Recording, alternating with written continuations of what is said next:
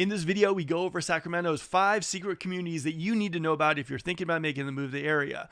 A lot of people are trying to move into Sacramento and keep it under $500,000. So each of these communities on this video, you can get something for under $500,000. And these communities and these neighborhoods are not mentioned in any other video on YouTube, TikTok, or Instagram. So guys, if you're moving to Sacramento, this is the video to watch, especially if you want to keep it under $500,000. Let's get into it, guys. The top 5 secret communities in Sacramento that you need to know about. All right, guys, we got Amy Parker, Sacramento's top appraiser, in the house tonight. So she's going to talk a little bit about statistics as well, too, as we go over these 5 neighborhoods. These are areas that we haven't really covered and no one's ever covered in videos. But if you're looking under $500,000, these areas you definitely need to be aware of. Amy, how are you doing tonight? You know, it's an amazing day. I had the pleasure of enjoying rainbows in the morning, rain in the middle of the day, and then hot and muggy weather in the afternoon. The life of an appraiser is never dull. I like it. I like it. For me, I'm enjoying the colder weather. I like it. I'm not even gonna lie. I think we've had way too much warmth, and I'm a pool guy. So, all right, let's jump into right Sacramento. Like I said, Wendy and I were talking on the phone, and these aren't like necessarily the top spots, but these are areas that should be on your radar if you're thinking about making the move to Sacramento. If you're looking for Sacramento affordability, it's a hard thing, and under $500,000, that's just a hard thing to do. So we're gonna just start it off as always. We're gonna start over here in Fair Oaks. What do you think as far as Fair Oaks, the drive to Sacramento downtown? Well, today was particularly special. And, you know, it was a great day to listen to podcasts if you were commuting from Fair Oaks to downtown. But the nice thing about Fair Oaks is there are lots of surface roads you can take to get into downtown Sacramento, commute to Folsom and so forth. You can hit the 80, you can hit the 50. It's all good. All right, so I like Fair Oaks myself, and this area that I'm showing right now on the map is like what's it called? It's in Fair Oaks. It's called the Northridge area. Now I sold a house there on Waikiki. What was it, about 2.5 years ago? And it was a cute little 3 and 2, nice big backyard. And I sold for like, what was it? Like just a little bit. I think it was like $495. It was a beautiful house. It was my friend's house, and it was actually their starter home. And it was beautiful, you know, like, and they had bought it for, I don't know what it was, like 310, but it went to like 4 something. And it was a really beautiful house. Big yard, huge front yard and backyard, which I like great, you know, which always works for me. Like, I love the idea of basically having a house set back a little bit. One of the things about the new homes I'm not a big fan of is the fact that there always seem to be like 2 feet from the freeway, from the road. So in Fair Oaks, in this specific area, and you're going to know this area as well too, because here comes a good part. It's all Hawaiian names. It's like Waikiki, Maui, Kailua, all that stuff too. And it's so close to the park across the street, the Fair Oaks Library. It's a really nice spot. I think these little pockets are stuff that I wish I want to start focusing on a little bit more, because not generally like, hey, this is Fair Oaks, this is what you can afford. But like, I do like focusing on areas that have that price point. And I do think that this area is really, really cute. What do you think of this area? Yeah, you know, if you look at the stats, I mean, they've had 12 homes sell over there in the last 6 months, and like most of them sold for under 5.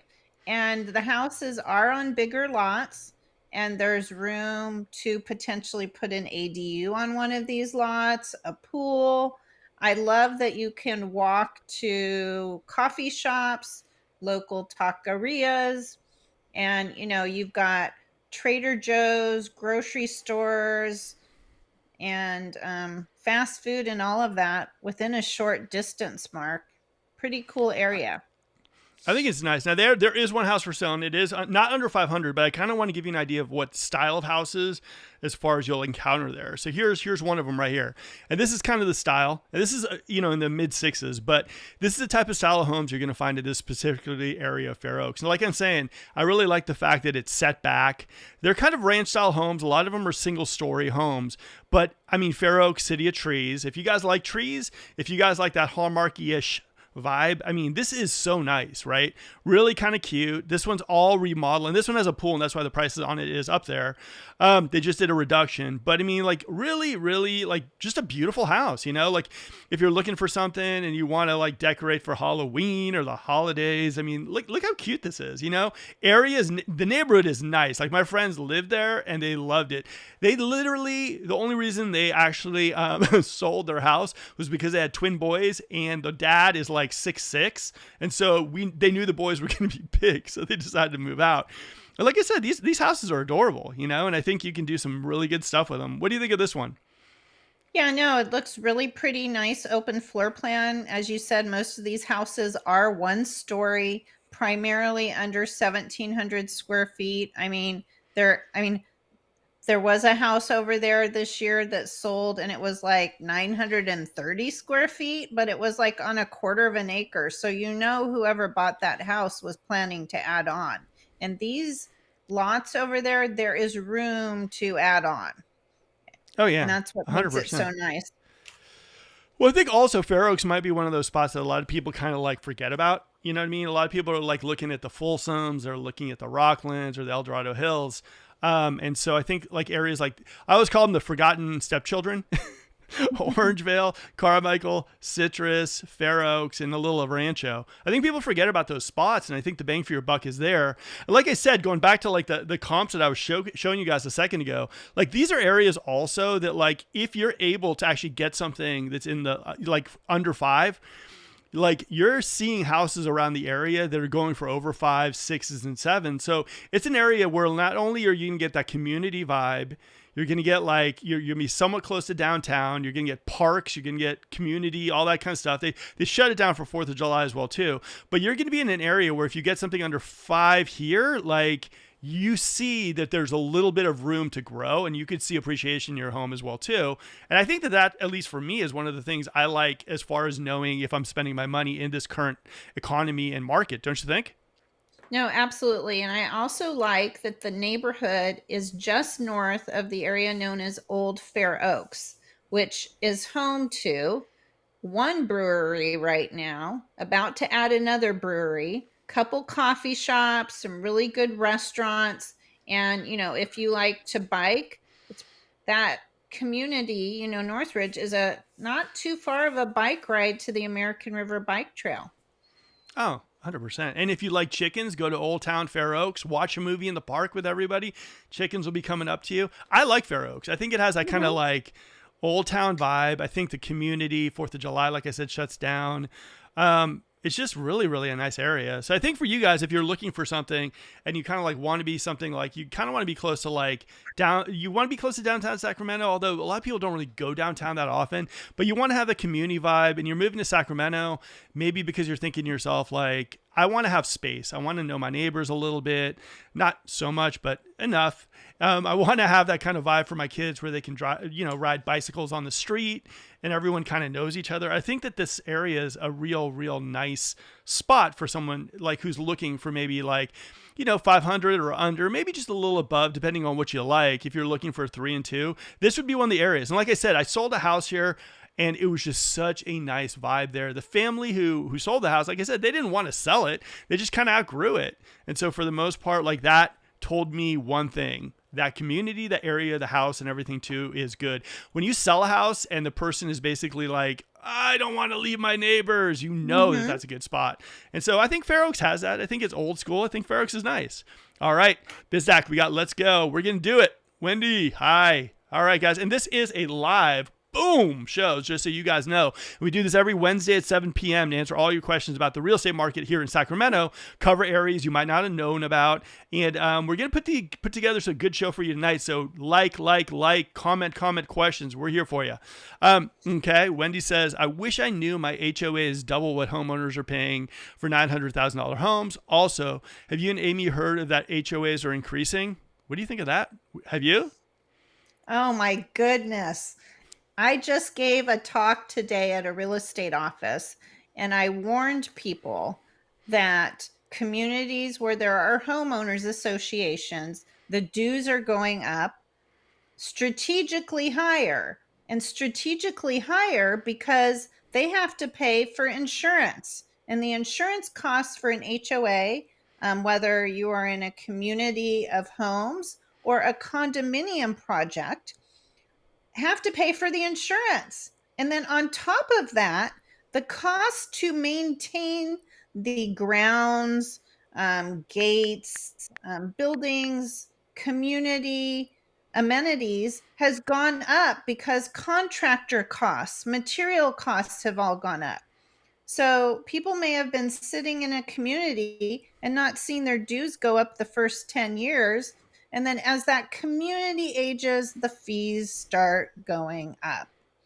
So it's a fact of life. But I have seen communities, Mark, where they aren't raising their fees and the place is not being taken care of. So, okay, fine. We won't raise our fees and we won't take care of things that are in the homeowners association, and things will get broken, and then property values will drop because things don't look nice. Well, I mean, I will say this: living in Gold River, I expect our probably HOAs to go up. I mean, with home insurance being this close to the water as well too, it probably will. Just FYI on that. Hopefully they don't, but I mean, there's a lot of greenery here in Gold River, so I don't know what to say, but we'll keep you abreast of all that stuff on the show. So tune in every Wednesday. How's that for a shameless plug? By the way, guys, Amy is I don't say this enough, but Amy Parker is in my opinion, the top appraiser in the Sacramento area. We're talking Placer, Yolo, El Dorado Hills. She does. How many appraisals do you think, a month? Well, I try and take care of my customers, so it's not about quantity, it's about quality. But dozens of homes a month. Dozens of homes a month between me, and then I have another appraiser who helps me out also. Okay. So you guys get that, right? Like, Amy isn't a realtor. And what she says on the show is basically straight up her opinion on it. She's a person who basically goes out there, she just gets the value of all these areas. She goes to communities that people have never heard of. She sees houses that people have never probably taken care of or have taken care of. And so if there's anyone that's going to give you kind of a gauge on price point as far as like value of a house, it's her. Now, if you are looking for an appraiser in the Sacramento area, I would highly recommend Amy to do that for you. Whether you're going through a divorce, whether you're going through something like that where you need an appraisal done, Amy is a rock star. She talks at all the major offices and the brokerages in the Sacramento area. So I would definitely reach out to her. Description down below. And if you guys are enjoying Amy on the show, I saw a good comment come in earlier about bringing Amy back on the show. Of course, Amy is like a regular, but please ask your questions. I'll make sure she gets them, and we can talk a little bit about this. All right, Amy, let's go to our next spot, and this is your pick. This is Vintage Park. What do you think of that spot? Well, we can. I like it. Well, yeah, it's a great community. It's near the corner of Calvine Road and Elk Grove Florin Road. I couldn't really pick it out from your map, but the reason I like this community is people have really been going through the process of updating and remodeling, and there's some really nice finds in this community. In addition, it's within short distance to got the junior college. You've got some great schools by the El Dorado or Elk Grove Unified School District. You've got parks, you've got trails within the community. And what I like is, right now half the homes for sale are probably under 520. And, the median sales price is a little over 5. It's like 510, but literally half the homes that have sold in that community are under 5. I think it's a community where families can, start to enjoy having children, close to amenities, close drive to downtown, or like we were talking about with the other community up in Northridge, there are other streets you can take and you don't even have to get on the freeway to get to downtown or areas where there's employers. I like the area. And one of the things I like the fact that the vineyard area, right next to it, pretty much it is it's right. It's so hot. There's new home builders building out there. Property prices are getting higher as well out there. It's really cute. It's still a little rural in certain parts of it, but like this like Vintage Park area, I think is one of those spots that as the vineyard area develops, as they're growing like all that, or they're building stuff like the Wild Hawk and all that stuff too, this area is going to be really nice. And like I said, I agree with you. Super close to downtown. You can get a nice house for under $500,000, Elk Grove Unified, close to the freeway, but not super close. I like this area a lot, and I think it was a good pick. And right now, as Wendy was talking about it, or Amy was talking about it, let me see if I can bring in some houses. Hold on. Boom. Boom. This is kind of what it looks like as far as like price point. Now, granted, and this is one of those things that like Amy and I were going back and forth with. This is like Zillow estimates on prices and things that have closed past. So understand that these numbers aren't 100% on, and all these houses aren't for sale. So they're doing a little bit of estimates. But what I do like is the fact that this is one of those areas also that you're seeing it switch from the 400s to the 500s, right? Which is nice, because if you can get something underneath $500,000, you know the property prices can go a little bit over 5, and you can put a little, sweat equity in the home. I like these type of areas. I'm not a big fan of when you buy at the tippy top. You know what I mean? Like you're like, yeah, I'm going to buy something that's $1 million and I basically have the most expensive house in the area. And I can't do anything to the house because if I do it, I'm just throwing my money away. What do you think of that, Amy? No, absolutely. It's always good to buy like the smallest house in the neighborhood if you can. And your exit strategy is that maybe that's a future rental. I mean, I think so. I mean, I think the idea for me, and I talked to a really nice lady actually, and we were talking about her house in Elk Grove, that she has. And I was like, I'm a realtor, but I would keep what I can, like keep it, you're good. Like if you can do it. And here's a typical kind of house out there. And we're talking like, cute little house, a little dark, but this is kind of what you see, you know what I mean? No, like the outside of the house. I have to tell you, it's important that you hire a real estate agent that actually pays for professional photos. And you never want to, as a seller, use your own photos in your advertising. I just don't recommend it.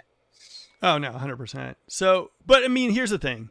This is what it looks like. The houses, that area was built in the 80s as well, too. So this is what you're looking like. You can still get, like a 2-car garage there. You got 2 baths. You got 3 bedrooms.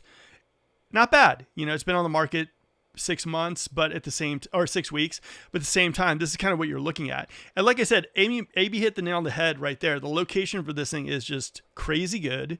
Like if you're someone who maybe like needs to kind of like work near downtown, or someone who like wants those Elk Grove schools and like doesn't want to buy a brand new home, doesn't want to do that. And they're saying, I want the yard, I want the community. I just want to kind of move in and just be done with it. I don't want nails in the tires or windshield. I mean, it's a great spot to kind of jump into. You know what I mean?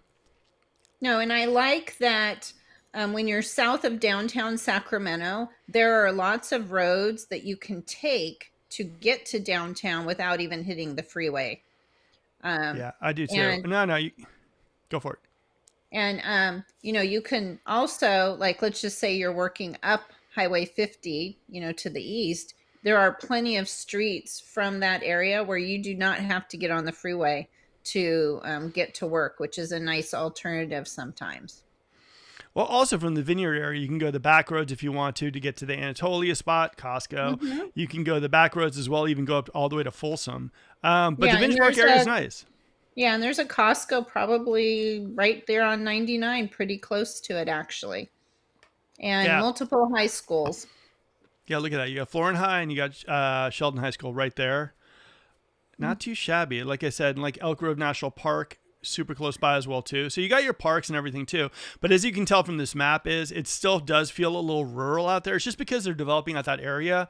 Like I said, we always talk new homes on this channel as well, too. If you're thinking of the vineyard area, you're probably going to be paying like $50,000 to $100,000 less than you would in the 757 Elk Grove.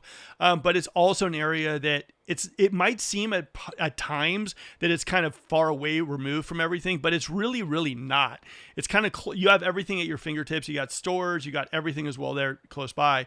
And I do think that as far as like a spot to move into, if you're looking for under $500,000 and you want something that's already been like, an established community, I think that's a spot that a lot of people do overlook. And I think that they shouldn't. I think looking at some of these spots and learning about Sacramento should be like on your top thing, especially if you're thinking about kind of moving into the Sacramento area and you don't know spots. Because Sacramento's huge. Absolutely huge. I mean, like, I would say to cover all Sacramento, Placer, Yolo, El Dorado, I would say it's at least 2 to 3 days to kind of do that. I mean, you could go nonstop, but you'll be confused. So what do you think? No, absolutely. I think that typically right now buyers are gravitating towards where they see new home signs and new home developments. But we have communities that are also close to great amenities and areas of Sacramento that people shouldn't forget about and Yeah. should be on the watch for homes to come up on the market. Where are we going to go next? What's neighborhood Sun number River. 3? Sun River. And look at this map even. Just look at all the greenery, Folsom Lake. Oh, it's so nice in Sacramento. All right, here we Yeah. go. We got Sun River. Sun River is a near and dear spot for me. I love it. I think it's like one of those spots is a lot of times overlooked. I think it's right by the water. I think it has a good community vibe. They got like Santa out there in December. Very good community vibe out there too. I like the home styles out there. I think, I think it's a good spot. I think the price point is still relatively decent there. It's not easy to go under $500,000 there, but if you can, I think you're going to get that idea where you're close to like Gold River Discovery, where I take my 9-year-old daughter to school. I think you're close to like, there's some parks over there, Sun River Park. There's like basketball courts. There's walking trails by the river. I mean, it's a nice spot that I think a lot of people overlook because a lot of people are focused in on Gold River. And I think it's a great bang for your buck. What do you think of Sun River? Well, most of the homes over there were built in the 70s. You've got a lot of 1-story and 2-story homes. I'd say half of what's sold in the last 6 months is under 5. I think probably the average sales price right now for last 6 months is probably around 510. But I like that there are homes as small as 1,000 square feet in here, but there are Oh, also yeah. larger homes that are over 2,000 square feet. And people are going through the process of replacing roofs, remodeling. Some of the properties, the corner lots, especially in cul-de-sac lots, have space maybe to park a boat or an RV. But I like, if you have children, Yeah. to the west of this neighborhood is Hagen Park. And Hagen Park is a little gem because it has steam trains. So if you've got kids that like trains, there's the little steam train that goes around the park that you can use. And then you also have, I mean, this time of year, Mark, don't you see people down at the river trying to catch a salmon or two? Oh, yeah. All the time. I mean, like Sun Mhm. River is very, very active. I think, I don't know, for me, like I said, it definitely holds like a good space in my heart because like, a lot of times we'll go with like, my father-in-law will play like basketball with my daughter out there too. And it's just like, it's a really nice spot. Mhm. I think a lot of people are like thinking to themselves also that at times Sacramento can be a little bit kind of out of their budget, right? Because I mean, Sacramento's price point has gone up considerably. And I do think that for a lot of people right now, they should just kind of realize the fact that like, there are still these little pockets that you can look into, like steam engines, like the whole Mhm. thing. So I don't know, like Sun River for me, it was one of those spots that I was actually looking at myself to move into.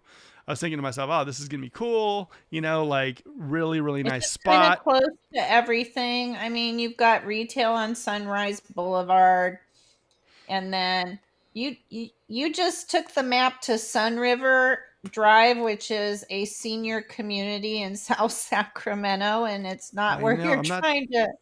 I'm not driving well today. Here, let me No, you see. need to Yeah. go over to Coloma and Sunrise Boulevard. Let me see if I can get there. But Sun River, okay, so hold on. Thank you for that catch too, by the way. All right, let me see if I can get that. It's a All great right.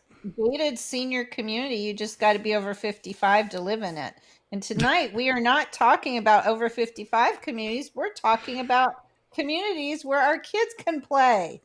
This is 100% true. So let me see if I can bring on another thing to And see where I can go. hopefully one of our hidden gems that, Here we go. homes are selling for under 500. All right, here we go. We're back. We're back. All right, so here you go. Sorry about that map. And this is the thing, guys. We don't do these smoke and mirror shows here. It's live. So if my driving's bad, I apologize, but it's basically that. Okay, so here's what I mean by Sun River. Okay, so you got the water right there, which is beautiful. You know, you have the park. You have all this green, this nice green belt as well over there too. You know, you got Gold River Discovery if you go down kind of Coloma as well too. It's not bad at all. Like I like this area too. And like what you mentioned also is I have noticed a lot of houses in that area that basically like have spots for RVs, for boats, you know, a lot of like that kind of style. A lot of single story, but not as many. There's probably, I'd say maybe like 30% single story, and the rest are kind of like, you know, between I'd say 18 and 2,500 square feet. And I think if you go for a single story there and you go for something like a 3 and 2, you might be able to squeeze it out for under 5. You might have to put in a little sweat equity. I'm not going to like, you know, you might have to take apart the what was it? Let me see if I can find this. The fireplace that I was showcasing over here. You might have to deal with the fireplace. You know, you might have to deal with that kind of stuff. That's retro. That is going to come back in style. Really? All right. Yes, that's will cool. come back in style someday. All right, I like it. But I mean, Sun Rivers are number 3. And like I said, guys, I know a lot of people are out there who are kind of thinking to themselves, oh, you know, like Rancho or like Roseville or this or that and the other thing. So we want to kind of get a little bit more like niche-y, I guess, about the areas that we're looking at, because I think it's hard to just say to someone, hey, look, you should look in like Roseville, or you should look in Rancho, or you can look in, you know, all these, you know, it's just hard because, you know, you look at like an area like Fair Oaks, and you're going to say to yourself, like, I can go and get a house for under $500,000, and I could also go all the way up to $3 million, depending on the community, depending on the area, all that stuff too. So like all these areas that we mentioned, like Citrus Heights, they have their $1 million houses as well too. Carmichael. So it's not just as easy as basically saying, I want to go to Carmichael and I'm going to look at all $500,000 houses or all $600,000 houses. The variance between communities in every single part of the Sacramento area is definitely different. So like I said, like you guys got to know these little communities. And also, if you're someone who wants to spend like $500,000, and who doesn't want it all, right? You want the cute house. You want that place where you can decorate for Halloween. You can entertain. You have the yards. You got to work with people who actually know these niche communities, because if you don't, it's going to be a really hard thing to nail down exactly like everything underneath the sun, especially if you're not used to the area. You know what I mean, Amy? No, absolutely. And I have, over the last year, I have seen people who were shown neighborhoods, and that's where they said they wanted to live. And they didn't branch out and look at anything around it. And they got buyer's remorse. And, you know, 2 years later, the house just isn't for them anymore. And they're ready to make a move because they only looked in one place. They didn't just branch out a little bit before buying. Oh, 100%. I ran into a couple. This is actually not funny, but like, it was like interesting. You know, I saw this couple and they were like young. They were like, you know, like really like, you know, Brooks Brothered out and everything too. And I'm looking at them. They're like, yeah, a realtor told us we'd love Citrus Heights. He didn't even show us like East Sacramento, and we love East Sacramento. We just bought our house in Citrus Heights a year ago, and it's just not for us. So I think exploring the Sacramento area is something that you just need to do. You need to figure this out as far as getting a realtor who's going to put in the time for the education piece of the puzzle.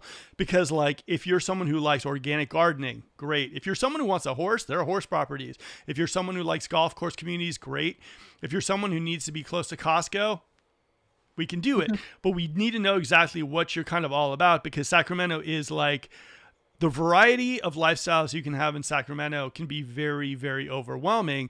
And I agree with you 100%, Amy. I'm running into people too that basically are like, our realtor didn't take our time to show us these other areas, and we got a house. We don't like the area. We don't like the house. And, you know, we want to sell it. And it's a shame, you know, it really is a shame, because I think a lot of people feel that like, you know, this like pressure to buy, like this is it. You know, and, you know, you got to do your education piece on it. You got to figure out like what you like based on figuring out what you don't like and what doesn't work for you. You know what I mean, Amy? Yeah, no. And I mean, there are people in their late 50s shopping for homes right now, and they're like, I want to age in place and I never want to leave this house. Well, if you're looking for a home like that, you need to not just think about the house, you need to think about what's around it. You need to think about, how far away is the hospital and the other amenities that you want. And you don't just go pick a neighborhood because, you heard on realtor.com it was a good neighborhood. You need to actually go out and really experience and look at different areas before you buy. Well, the other thing too is I think people feel like just, oh my God, I found that one house in Sacramento that's under $500,000. I got to pull the trigger. I'm never going to find anything under $500,000. That is not true. It could be work, and it could be a lot of like, how can I say it? It could be like a lot of research, and it could be like you getting turned down, or your offer getting like thrown back at you after a few times. But I guess what I'm saying to you guys is like all these areas that we're going to mention are on the cusp of 5, right? They're just a little over 5, sometimes a little under. But the idea for you guys is to understand that there are these areas out there in Sacramento that you can find, that if you can get under 4, you maybe put a couple, like maybe $20,000-$30,000 into your house, you're going to be putting yourself in a good position where you're in a neighborhood that supports it, as opposed to buying a house just because you think it's the only house for under $500,000 in Sacramento. I tell you this straight up. There are pockets of communities you have never ever heard about that in Sacramento that are under $500,000 that you would probably go, wow, I just had no idea this existed. It's just Sacramento is a vast space to check out, is a vast area to look at. And a lot of people just don't take the time to show you enough of it so that you can make that decision. And you're not just being thrown something at you that you're like, wow, this is the only house. It's a good price. I'm getting it. You should never get there. Be picky. And this is a big, big purchase for you. All right, I'm coming off my soapbox. We're going to number 4. And this is the one we've actually mentioned a bunch of times on this channel, but I mean, it's still one of my favorite. Rosemont. Rosemont. Look at that, Rosemont. I like Rosemont. What do you think of it? Yeah, Rosemont is south of Highway 50, and it has 2 main roads on each side of it, Bradshaw and Watt Avenue. Watt Avenue literally goes for miles. You could take it all the way from the south down to Elk Grove, all the way to Roseville. And again, what I like about Rosemont is you've got homes where they're on residential streets that are wide. Most of them are at least 3-bedroom, 2-bath. There's a mix of 1 and 2 stories. There's schools, whether they're private, to the east, and also adjoining the community. If you really don't want to have a car, you can ride your bike to the local light rail transit station, and that will take you either to Folsom to the east, or it will take you downtown. Yeah, I mean, parks, schools, all of it. Community vibe as well too. I got a couple friends that live there. They love playing Little League. There's a whole thing out there. Like, it is one of those spots also that isn't too far from the water. I'd also say if you're looking to kind of jump into the area, like let's say, for example, you're someone who says, you know what, I don't know Sacramento, but I start my job down at the Capitol, I don't know, in a month, I gotta buy a house. Like, necessarily, I don't like to do that. But let's say, for example, they're in a pinch. The Rosemont area has a lot of possibilities. One is, like I said, like you can find stuff here for under $500,000. The idea also here is, and let me bring it back to the map real quick. The location, as far as like being close to downtown Sacramento, you're shot down the 50, boom. You know what I mean? You're close right here to like the water, which is super nice, And also, you're somewhat close to Sacramento State University. So after you decide that maybe I want to live in Sacramento and maybe I want to buy the house in Folsom or whatnot, the Rosemont house can be your first rental property. And then all of a sudden you move to Folsom. Like, Rosemont has so many things. And here's the funny thing about the Rosemont area that I've noticed myself. A lot of people who live in the Rosemont area decide they don't want to go anywhere else. They like it. They've built those relationships of barbecue partners, pool parties, all that kind of fun stuff. And they just want to stay there. And like I said, you got parks, you got like houses there. Look at these houses. Really, really cute. Setback. This is like look at that. Even just boom, backyard, front yard. You got the garage Lawn space. area. Yeah. I mean, it's beautiful. And like I said, like, as you mentioned and I mentioned, like the price point here is just like good, like, and I think a lot of people like, I talk about the Rosemont area incessantly. I get that. But at the same time, I mean, you look at some of these houses and you're like, what? This one, for I can example, what get is it? that for 450. Look, it's got a new roof, dual pane windows, fresh coat of paint, new garage door, Oh, yeah. Look at this. I new mean, honestly, LVP, open floor plan. look at this. Cabinets all the way to the ceiling. You got the butcher's block. You got the nice tile. You got the hard wood, spacious. You got the nice lighting right there too, which I love. I mean, honestly, guys, like this could be, yes, you got the old school sliders, but I mean, I don't care. Like these houses for me are just amazing as far as like, the value, the like, the bang for your buck. If you guys are looking for something and you're saying like, I want to keep it under 5, and I don't want to do the little like maybe go over 5. I got to keep it under 5. I mean, a 3 and 2 in Rosemont under $400,000 all day long. You know what I mean, Amy? Yeah, no, I would say, median sales price is nearing 5 over there, but there is plenty of homes that you can buy probably under 480 right now. And I like the location. If you have to drive to downtown for work, it is not that far and there's lots of commute options. Oh yeah. Like I said, take this for a grain of salt, but this is what stuff has been selling and this is what stuff has been going for. And like, I'm not seeing a 5, or I see, oh, here's 1.5 corner lot, but look at this stuff, guys. We're talking No, I about like know. So I see there's a comment where somebody says you're obsessed with soft closed doors. Is that true? oh yeah. You want to hear the truth about it too? I don't have them, so I'm super jealous of the people who have them. Soft closed drawers, man. I love it. Because my daughter, I love her to death, but my Lord, like she closes those cabinets and just boom in the silverware. So yeah, I love soft So, close. well, here's the deal at my house. I am known as the slammer. When I get up in the morning, everybody can hear me slamming the doors and the drawers and so forth. So when we redid our kitchen, the only way I could get my kitchen redone is if the cabinets had soft closed doors. But Interesting. yeah, so they are a pretty good upgrade. All right, we got that. Amy, should I upgrade for Super Bowl bounce sounding drawers, bumpers to soft close? They don't bother me. What do you think? Is it a worthwhile upgrade nowadays? Uh,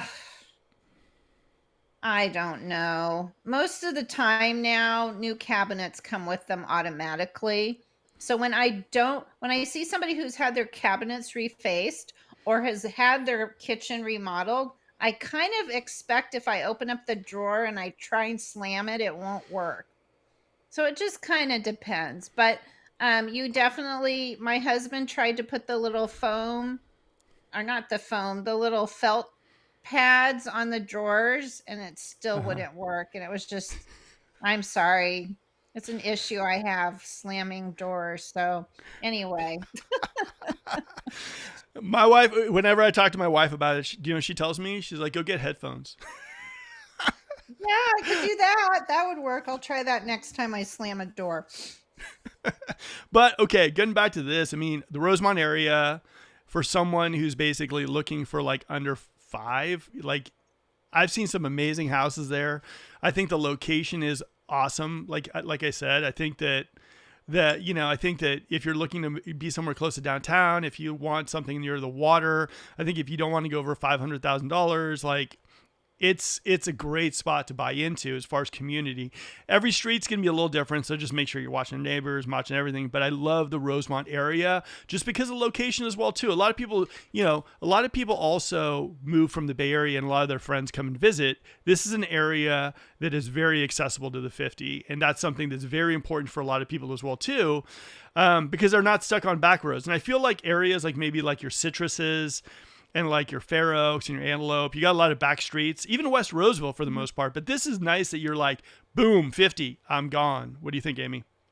Yeah, no, you just come straight into town, drive past Sac State, and boom, you're at the Rosemont area.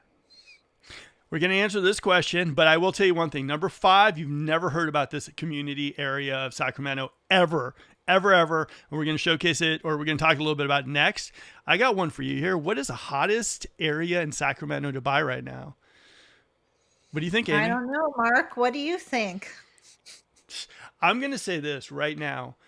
And we're not talking price point, we're not talking anything, but as far as like a super hot area to buy into right now, I would still say Elk Grove, the 95757. I think it's a hard one to beat. I think that I'm talking to people who are like New Home Company just opened up a community over there and they're already selling. It's like, it's an unbelievable how on fire Elk Grove is right now.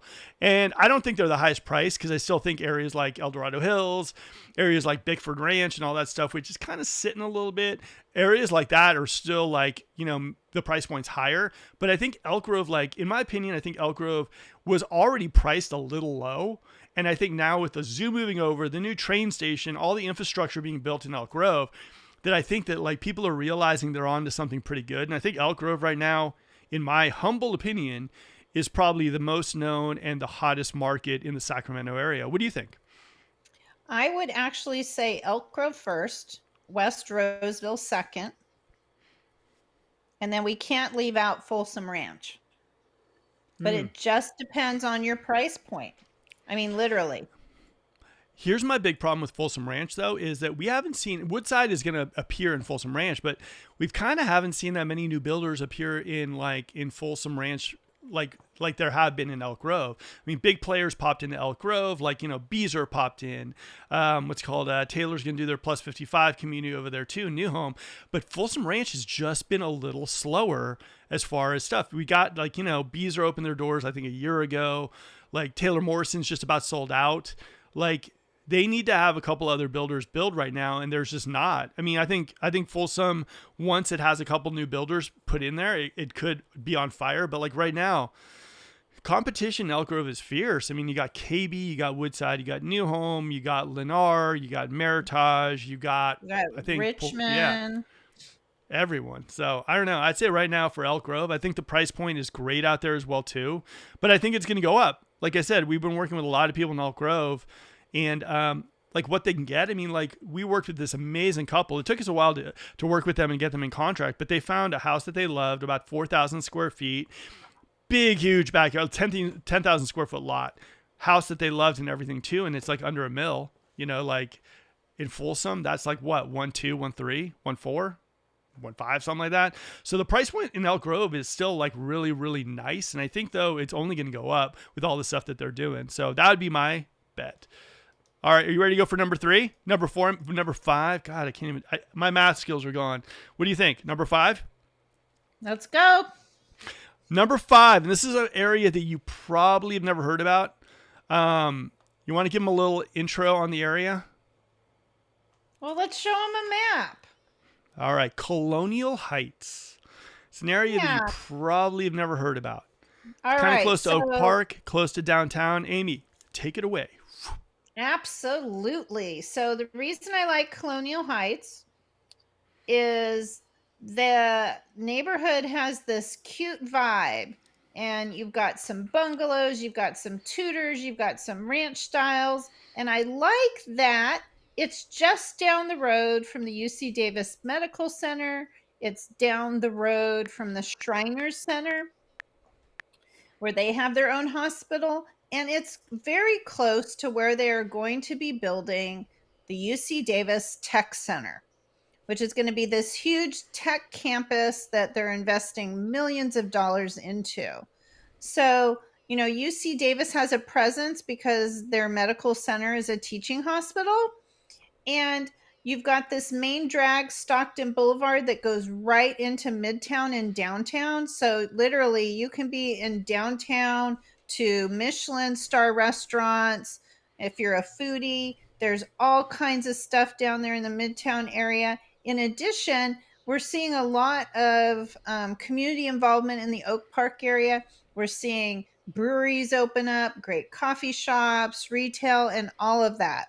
So I like its proximity to everything. I love that when you walk down the street, you've got this large tree canopy, and in the fall it will actually look like fall in that neighborhood. The trees will change their leaves and all of that. I think price point wise, if you're looking for something that like you want to keep it under five, I don't know if you can go 3 and 2 for five. You probably just on the verge of it. But the thing that I like about Colonial Heights is you're going to have a little bit more of that unique feeling of your home, right? We see a lot in Sacramento where there's a lot of tract homes. Like, oh, hey, I have this floor plan. My neighbor five doors down also has this floor plan. In Colonial Heights, you're not going to have that. You're going to feel a little bit more of like the Sacramento or San Francisco kind of vibe. You know what I mean? They're more kind of unique structures, and they have older build dates as well too. So that's kind of one of the things I like about the area. Like as far as being able to basically have something that's a little bit, unique, a little bit more. And I think that what I notice I like about Colonial Heights too, outside of what you mentioned, is the fact that like there are 2-and-1s, there are 3-and-1s, there are 2-and-2s, there are 4-and-2s. There's a lot of different variety in like bed and bathroom combinations for everybody. So let's say, for example, you're like a nurse, you work at UC Davis Medical Center, and you're saying to yourself, look, I want to get something that's close to UCD, and I want to make sure that like I can rent it out to maybe another nurse. I want it to be a 2-and-2. Colonial Heights is an area where you can kind of find those type of like 2-and-2s, right? A lot of areas aren't. A lot of areas like the Fair Oaks is, the Citrus Heights, even like Sun River and everything too, they have your standard like 3-2s. Some of them have 3-1s, very rarely, and then you have like the 4 2.5s because there are a lot of tract homes. So for the most part, in areas like Colonial Heights, Hollywood Park, like Oak Park and everything too, you're going to have a variety of house plans. And I think that that's nice, especially if someone is saying, look, I'm coming into Sacramento. I really don't want a huge house. I don't want something also that I'm going to be paying like $1 million for, like in Tahoe Park or East Sacramento, but I need to be close to work. I want an up and coming location. If you look at these price points too, that ain't bad. You know what I mean? No, absolutely. There have been at least a handful of homes in this community that have sold for under 400 in the last 6 months. There was also a really large property on an acre that sold recently for over 700. But what a majority of these homes are is, under 1,200 square feet. They're on relatively good sized lot. There are plenty of homes over in this community that are under 900 square feet, and they've got enough yard for you to add an ADU in the back. Oh yeah. I like that. I like the areas like what's called like Colonial Heights. I like Southland Park. I like various areas that I'm seeing a lot of ADU stuff happening there. And I also like this for the path to progress. I mean, one of the things that I like, and it's not something, it's something that in the future I think could be really interesting for Sacramento, is the fact that the Oakland A's are coming to Sacramento for 3 years. And we treat our sports teams really, really well. And I think Sacramento downtown, other than like maybe where the Golden One Center is, it needs kind of like an injection of like, money, like development. And I think the idea of you're seeing areas like Colonial Heights, Oak Park, and they're like in what we call path to progress, where like they should be blowing up, but they're not. And I think stuff like the A's coming to town, the rejuvenation of like the downtown area, I think things like that could put it in a really good spot. And like I said, the location of this thing is fabulous. They're cute little homes. A lot of them have like what's called their raised foundations. They're just really, really cute. I mean, look at this. Look at that backyard. Just like what Amy said. I mean, you got a lot of space over here too. Yes, you are going to get the, telephone poles, but at the same time, I mean, look at that land. Under $500,000. And you have, I see air conditioning. You need air conditioning in Sacramento. Oh yeah, and look at the deck. Word to the wise: never buy a home without air conditioning in Sacramento. Oh yeah, look at that! Look at that land in Sacramento, Mm-hmm. like 5 minutes from UC Davis Medical Center, close to downtown, everything too. Now, I will say this one thing though about Colonial Heights specifically is a lot of people definitely will send their kids in Colonial Heights, what I've seen, to private, and I would say like Colonial Heights is definitely one of those areas where you definitely need to check out the street to street. That's what I'll probably say about that. I'd say like as far as someone who's looking to maybe, oh, you know what, I want to move in there. I'm checking out Sacramento and I maybe want to buy an ADU. Like this property is so nice. Look at that. And this isn't just like, how can I say it? This isn't just, oh my God, this is the only property in Sacramento under $500,000 in Colonial Heights.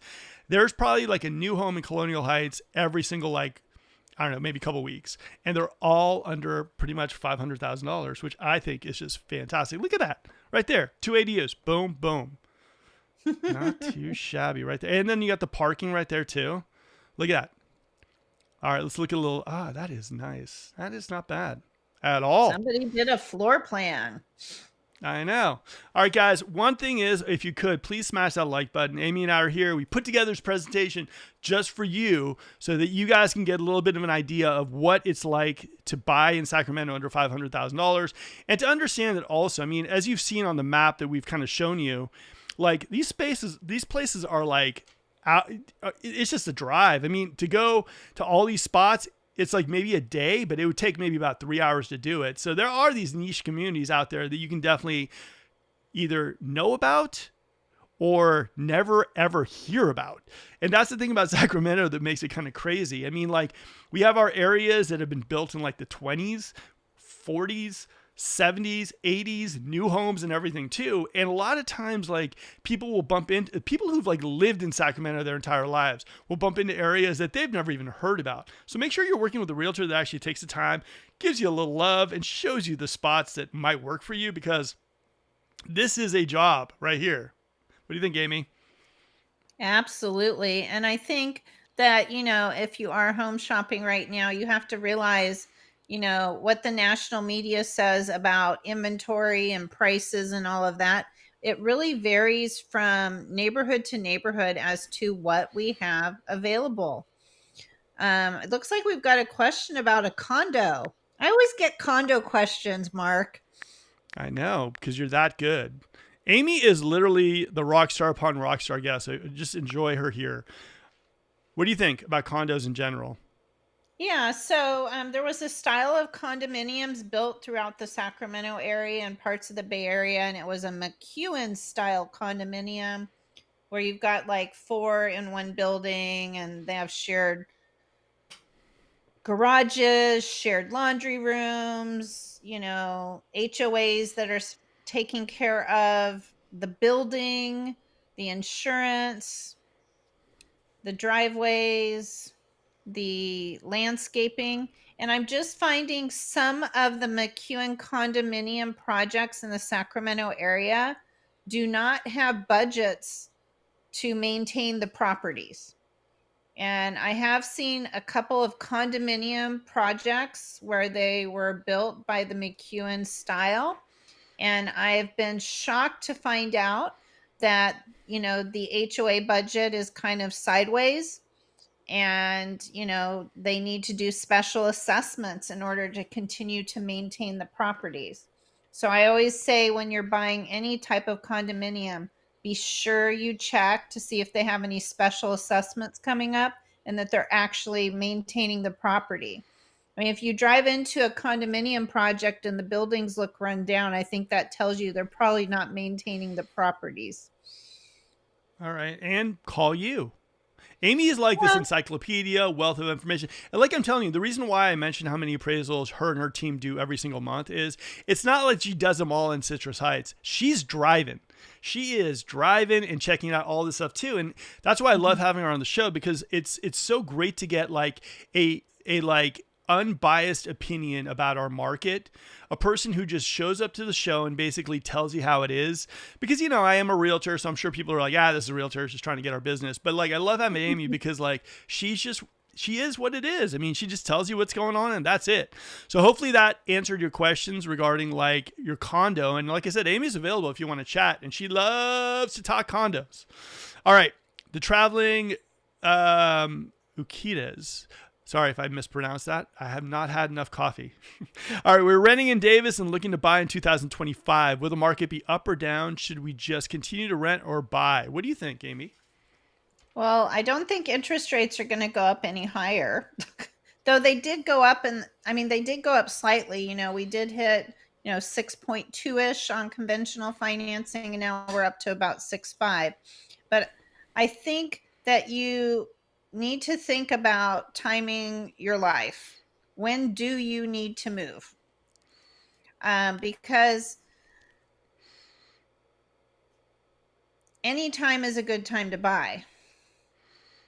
But the question is, what do you want to buy? But there may be some communities that are opening up in 2025 that aren't open right now. And, for example, you're in Davis and they're building a bunch of communities between Davis and Woodland right now. And it's going to be exciting to see what gets built out there. They're also going to be building a lot of new communities between Davis and Dixon. Yeah. But there are, for example, down in Elk Grove right now, there are a lot of builders offering interest rates under what? 5% right now, Mark? I've got builders offering under 4. I know. So, I mean, that's why I'm like, it might be a good time to buy right now. I have to tell you, I was at a builder's seminar, and most of the builders are already planning what they're going to do in the spring of 2025. So they have inventory right now that they must get rid of before the end of the year. So if you're looking to buy a new home, there might be some really good deals between now and Christmas to buy a home now. And I think I saw a sign that said 3.26% by the new home company to buy a new home. They're just, I mean, yeah, I mean, towards the end of the year, you're going to see some new home deals for sure. The traveling says I'm a retired Navy, so I use the VA. Yep, 100%. And by the way, thank you for your service. Okay, now here's my thought on this, and this is straight up, boom. I would say number one is you say that you're renting. So I'd wait for the lease to end. I'd go month to month. I'd be picky. I would honestly I get that there are rate buy downs now. I think that for the most part, there's not that huge like shadow underneath you that's saying you should buy now or else the end of the world will happen. Do I think prices will go down? I don't think they'll go down. I think sellers are getting a little, listing a little high, my own opinion. But I would just educate myself on the areas and just understand that I'm looking at this thinking to myself, I think it's going to be kind of the same market for a while. I don't think there's a big oh my God, you got to buy now or, this or that, or you're going to lose out. And I don't think it's going to be one of those things where, wait 6 months and prices will drop. I think you're kind of in the same market you're going to see. I think if you look at these interest rates that I showed right here, Amy's right. We're kind of plateauing around between the 6.5s and it'll go up probably a little to the 7. People will freak out. Then it'll drop down a little bit. I just don't see that big pressure that normally people see in the market. Oh my God, you got to buy or you're going to lose out or, oh my God, you bought? Oh my God, houses are going to go down $100,000. If it's me, I'm going to the end of my lease. I'm going to go month to month. I'm going to be super picky, get educated about the area. And also I'm going to understand one thing, that if I see something that I really, really like, I'm going to grab it. That's what I'm looking at. That would be me, and that's how I would do it. And that's how I did it three and a half years ago. That's exactly the way I did it. I was I'm educating myself. I'm figuring out what I like, what my wife likes. And then, I found what I liked and I went for it and I never looked back. So that's kind of what my sense would be for you. Do I think it's going to be a drastic market in the beginning of next year? No, I think probably January and February, March. I think the only time that we might have a little bit of a shakeup is maybe sometime in end of spring, beginning of summer, to see what kind of traffic is coming out. I mean, the craziest thing about our market this year is summer wasn't a big boom. It wasn't oh my God, it's crazy. It was a little slow. It just was. And then people thought rates were dropping like crazy. And then people started doing applications, but no one was really buying. Everyone's kind of on the fence. And so this year's been a weird one. But I would say this, if we get into the 5s, the competition is going to be nuts. I do think if there's something, I don't think we're going to get there, but if we do, just keep interest rates in mind, right? In the back of your head. That's kind of what I would do. All right. Does new homes between Woodland and Davis have some sort of monthly fee? Is that normal? They say it's for the parks and it's another $300 a month. Is that normal? Melrose, new homes. Amy, you want to hit that one? Now that I got you, I can kind of chill. I mean, I bought my home 25 years ago and I'm paying Melrose on it. It helped put in the parks and different features of our community. And almost all new home developments have some additional Melrose fee for that. It will vary from area to area, so it's worth traveling around and checking out. Though I can tell you, you could be in a region of Sacramento and one builder has what? Melrose that are like what? Over 500, and then down the street another builder's got one and it's like what? 300? I mean, there's no rhyme or reason. It really varies from community to community what the Melrose are. I myself, like, I get Melrose. I don't like Melrose. I get it. You know, like in Elk Grove, I've seen Melrose go all the way up to like $500 a month. I've seen in Folsom up to 550, I think it is, or 500. I've seen like, you know, between 3 and 5. I've seen like, you know, in Elk Grove, it goes, I think one of the KB developments has it around 430. And actually in Rancho, Woodside is around 420. So Melrose are just part of it. One of the questions I get asked more than anything and is basically, are there any communities that don't have Melrose? I think there might be like 1 or 2 boutique builders, but at the same time, a majority of the builders, like your Lennars, your Taylors, your Black Pines, all those guys are going to have Melrose, because as you see the area that they're building at, there's nothing there, right? So they're going to be putting in the parks, the schools, all that stuff too, which is going to end up giving your house more value. But as far as the Melrose goes, yeah, they're perfectly normal here in the Sacramento area. I wish they weren't, and I wish the builders were taking it on the chin themselves, but let's be honest right now, the builders are loving life, low inventory or overpriced inventory, and a lot of people are going, you know what? I'm going to go to the new home. I'm going to get that 3.5 interest rate that they advertise, and I'm going to pull the trigger, and the new homes are booming right now too. Now, one thing before we go into questions, I will say this. If you're looking for a new home under $500,000, there's only a few areas I would look, or you should look, right? Rancho, West Roseville, and probably Antelope. Those are the 3 areas I would say that you're going to have your best chance of buying a new home under $500,000. All right. We got another one. Can you talk about solar and what comes with homes? I was told owners rent them to owners and are not allowed outright. Go for it. Amy loves solar. Yeah, no, absolutely. When you are buying a home that has solar, you have, in the new home community, you have your choice of leasing the solar system, which means you don't own it and it doesn't provide any added value to your home because somebody else owns it. And then the other is to buy the solar system. And at that point, you now own it and nobody else does. So it does add value. I find that people will sometimes lease because they really can't afford to buy. But if you're financing and you can afford it, I think you should be buying your solar system and not leasing it, because I have seen people who have had issues with their lease. It is not typically included in the price. It's an added item. And the reason I kind of am not a fan of leasing is I have been to homes where people are having trouble with their solar panels or their inverter, and they can't get anybody from the leasing company to come out and take care of it. So they're paying a monthly fee to lease it, and therefore they have nobody maintaining it. So I'm just kind of not a fan of that. Okay. Now, I will add to that.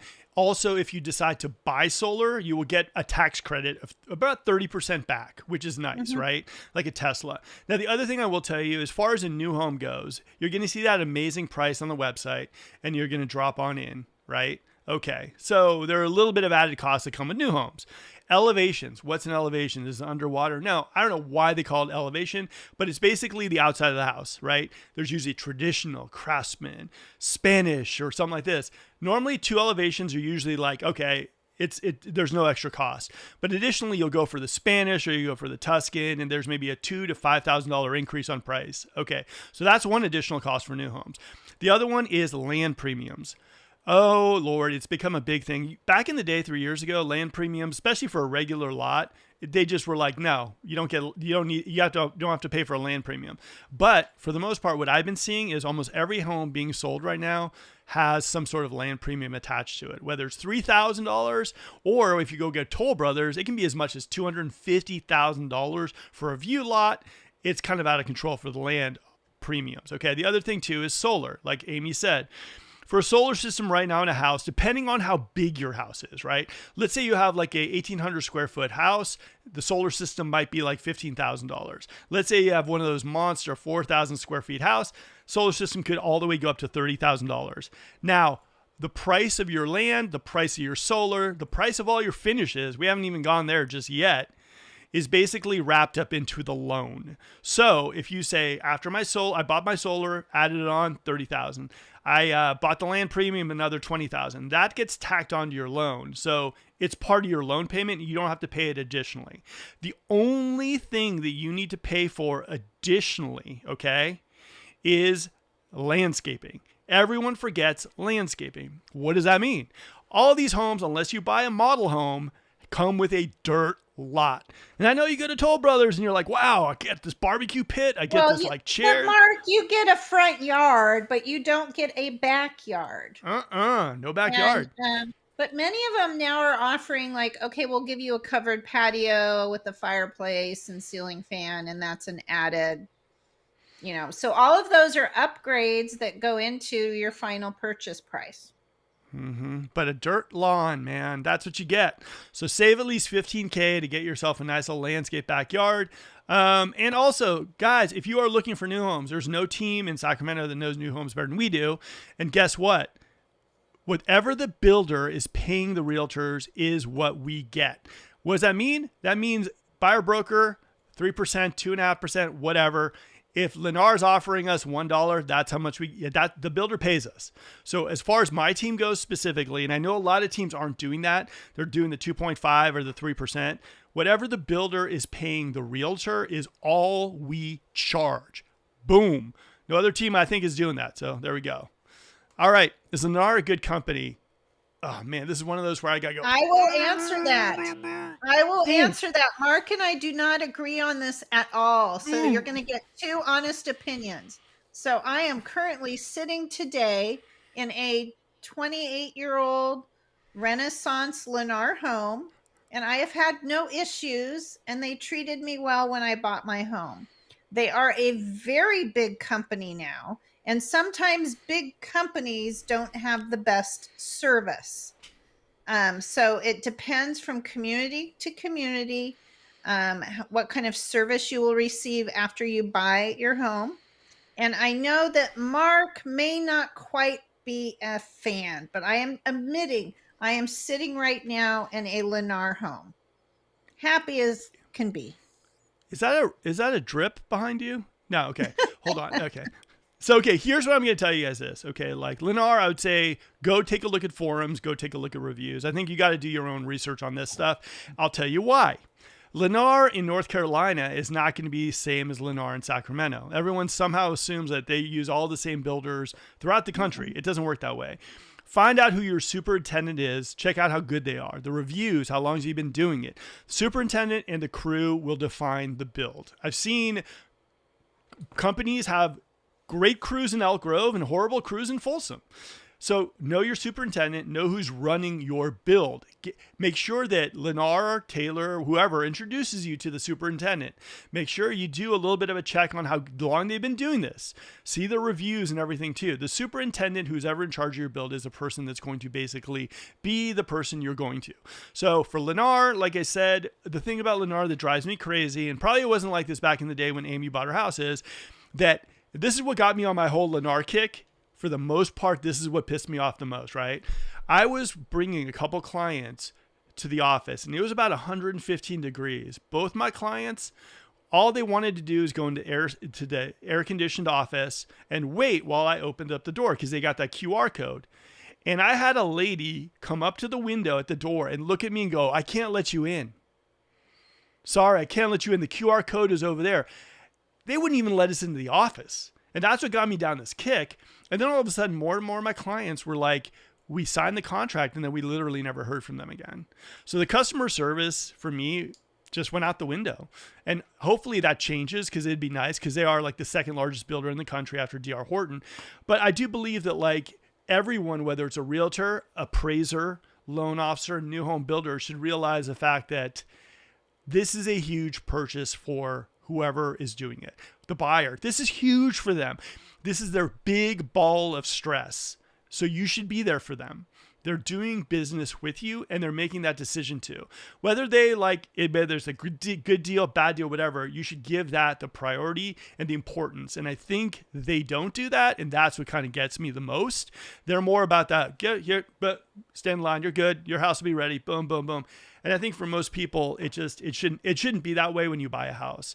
Buying a house should be all about taking the photos, enjoying it, being excited, having someone to give you a little real estate therapy and get you over those bumps, because there are those. There's those stress balls that hit you. Oh my God, what am I doing? Am I making a mistake? That's what you need someone there to listen to and just kind of and guide you through it. Because I've done a lot of transactions, but your average person, they're going to do what? 1 or 2 transactions their entire life.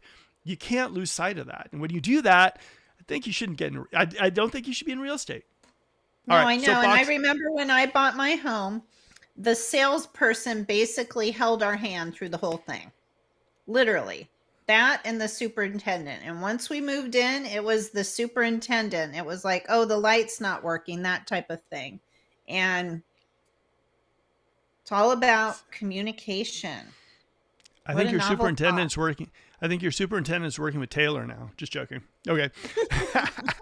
All right. Thank you both. Very helpful. No problem. And hopefully you guys are enjoying this live broadcast after we talked about the 5 areas. And smash that like button, comment, share the video, because this is the stuff that anyone who's moving to the Sacramento area should know, that we do this every Wednesday at 7 p.m. So you know what the market's looking like, because the market has been changing on a week-to-week basis. And I don't mean rates. I don't mean inventory. I just mean new home builders popping up here, popping up there, and all that stuff too. And we address everything on the show. All right. Scott says, will incentives for new builds be better now, or should I wait until the end of the year? For me, I would say depending on the builder.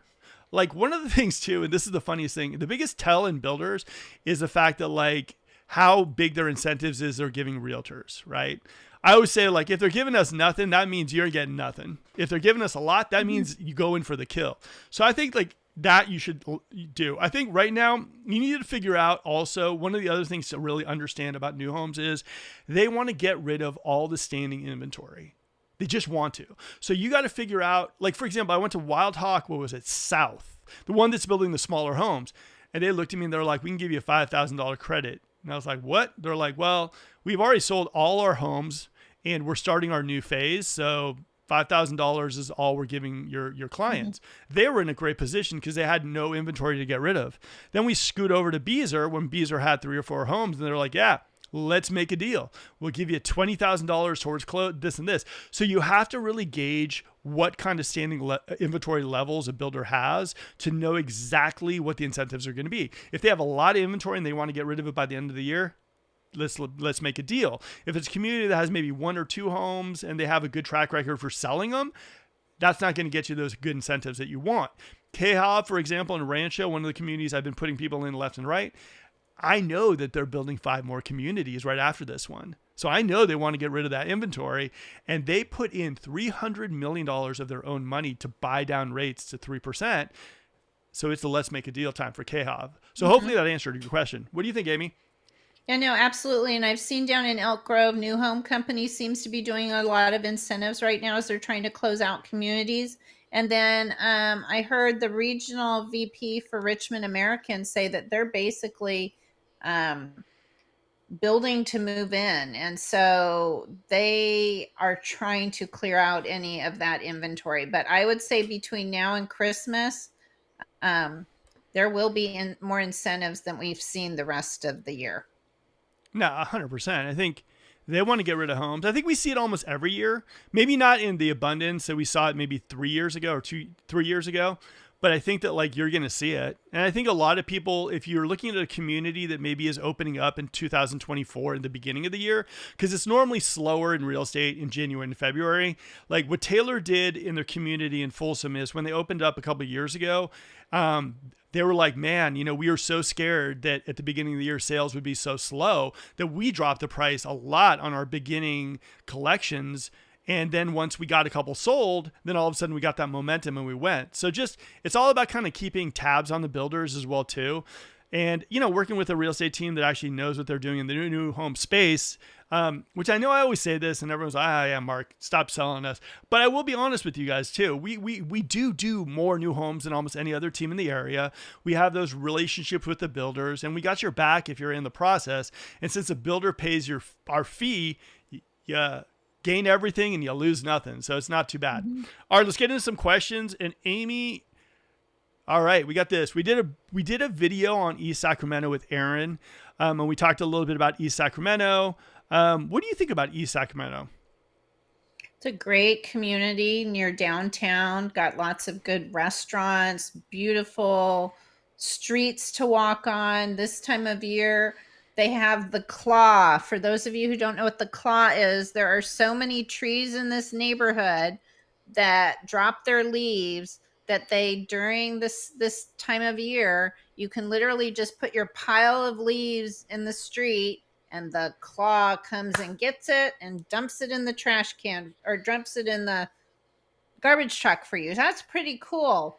Lots of community feel. I mean, if you're working in the medical profession, oh my gosh, you can pretty much ride your bike to multiple hospitals to work at.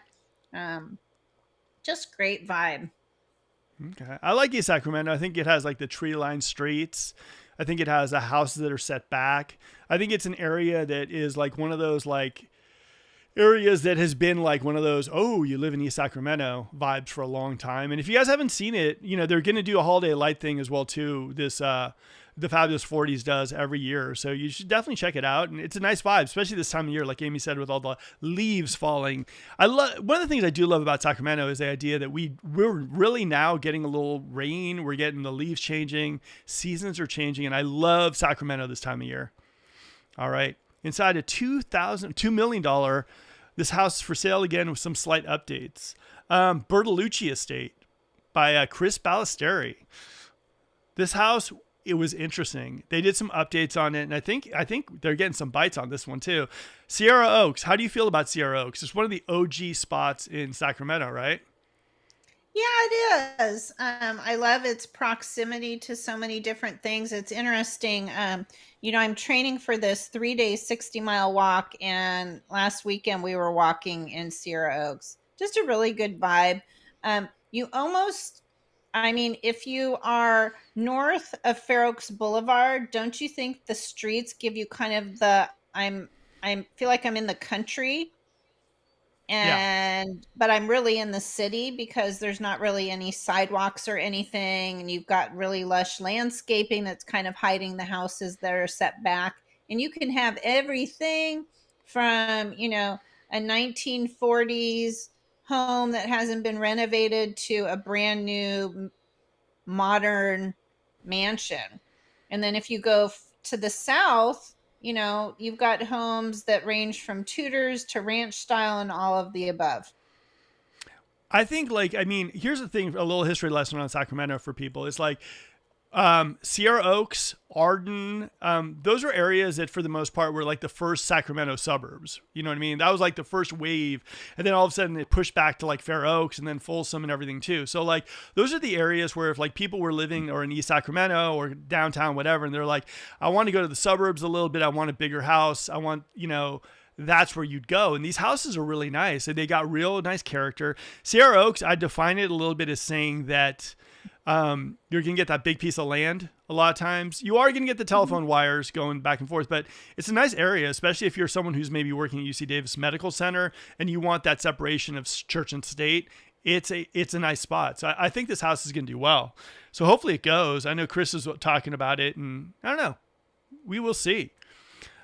Oh, we got our first Lennar comment. If you guys like Lennar, let me know in the comments. If you guys do not like Lennar at all, give me a thumbs up. And in the comments, let me know, because I'd love someone with Lennar to watch this video and let's feel the pain together, guys. All right. Hasn't changed. I'm in contract and constant delays. I don't want to tell you I told you so, Amy, but a lot has changed in Lennar world, I think. All right. I like this one home, but it was sold in 2019 for $675,000, but now they want, $1,095,000. Yeah. Afraid we might be buying too high and be upside down in the future. Wow. That's pricey. But it's Davis. Davis's market. Is that in Davis, by the way? But you have to, I think if you've got a family, you just need to think about how much you want to spend on your house payment, because you want to have money left over to do things with your kids. I think that is probably the best advice ever as far as that goes. Woodland. Oh, okay. Woodland. There's some nice stuff out there. I thought it was a Davis price because Davis is a skyrocket. Look, I agree with Amy as far as this stuff goes. Um, like the biggest stress ball you're going to ever have is having a payment that, you can't handle, that just like becomes like the biggest burden in your life. And like I said, like, I think we all go through that thing of like, this is a mortgage payment that's going to last for a long, long time. And who knows what's going to happen with rates. You could be stuck with this payment a while. So, like I said, for me, I always encourage my clients, like, the biggest thing is don't look at the interest rate. Don't look at the house price, how much the house costs. Look at the mortgage payment, because that's like something you can touch, and figure out if it's something that you can do. It's doable. Look at your job security, money in the bank. Don't put that stress on yourself. It's not, for me, I don't think it's worth it. And I'm a realtor. No. So Yeah. And you have to also look at how much insurance is going to cost. Oh, And insurance isn't going down. It used to be like your homeowner's insurance wouldn't change for 5 years. Well, that isn't the case anymore. Home insurance, then you got maintenance on the house. Then you got like, there's additional costs too, as far as that stuff goes. So just, I would just say, just try to make sure that the payment makes sense, or else it could really bite you in the butt. All right. Lennar doesn't communicate, but they do offer the best incentives and buy down rates. It's just the admin folks that are horrible at explaining anything and communicating. I know, like I said, you've heard it many times on the show. I don't really bag too much on the building of the home. Like, it is what it is. But at the same time, like, the thing that kills me is the fact that their communication is so bad. And they treat it like you're in line at the DMV, and they don't treat it like this is like a big house purchase, and they just don't seem like they care. I mean, I see their forums about this stuff all the time, like review after review after review. I just don't understand how people can do business this way.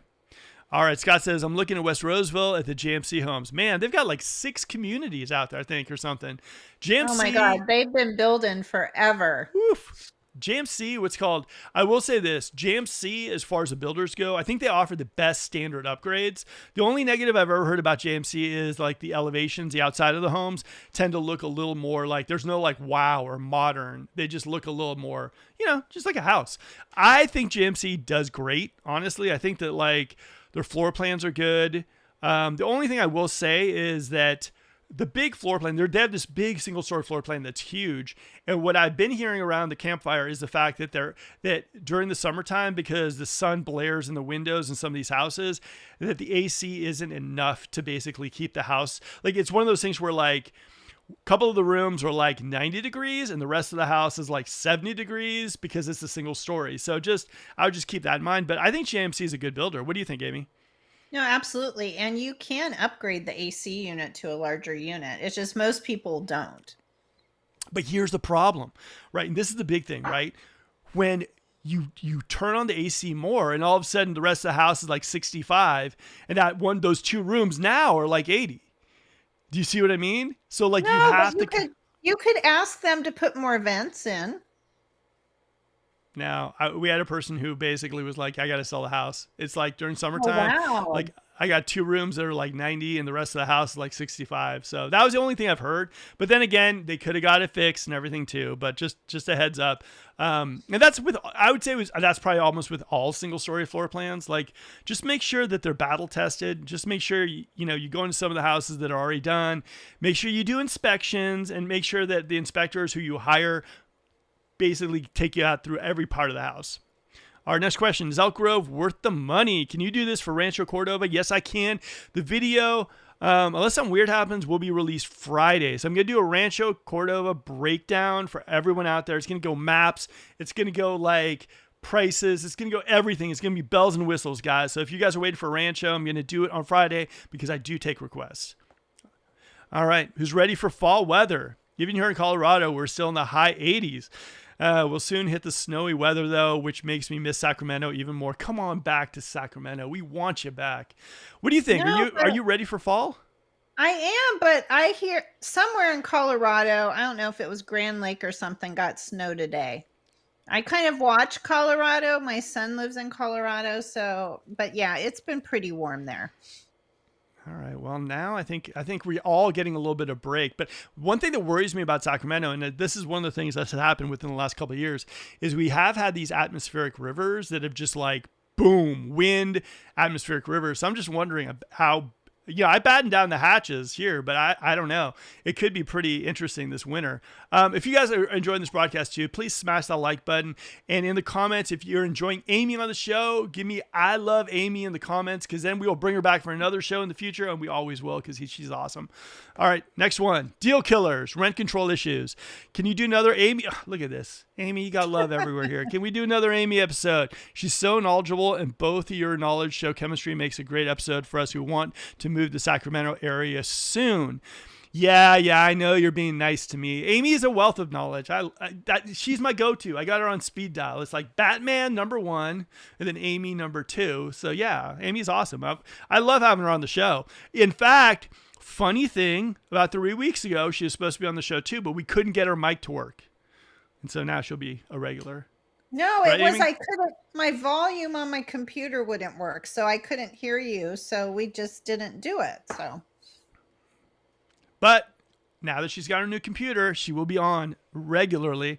So are rates killing your home buying thoughts? Yes. Man, I'm telling you, buyers are not getting a break. It's like rates down, rates up, rates this, rates that. Job report good, job report bad. I mean, it's like, oh my Lord, it's just so brutal for buyers. I think like we mentioned before in the broadcast, I think the only break the buyers are getting, whether you like it or not, are new homes. I think new homes are stepping up to the plate. And I think they're there for people. And I think, like I said, I think new homes are there. And I think they're going to be the hot thing happening at least for the end of this year and beginning of next. All right. Justin. All right, Justin. We got the Marketing Masters group. Justin. I know. Justin just win with Justin. Justin, we love Amy. Great job, Mark and Amy. Justin, please. Okay, like Justin dropped some great social media content. So Justin, if you can, please drop your link to your Instagram down there. I'd love for people to see your content. Wherever it is, just post it there, because I think he's a rock star when it comes to social media and a realtor. Justin's a great guy. So if you guys are looking also, and maybe I'm just not your cup of tea, which is okay. You have every choice to choose whatever realtor to work with. I would give Justin a call. He's awesome. All right, next one. Who's thinking about moving to North Carolina? I saw this one thing. It was like everyone from California is moving to North Carolina. What do you think of that? North Carolina? I don't know. I've got some friends in North Carolina. They think it's the best thing they've ever done. They moved to be with family. They didn't just move. They moved to be with family. And as you get older, you want to be closer to family. So good for them. You sound bitter. Don't worry, they'll call you, I promise. They keep in touch. It's all good. I'm not jealous at all.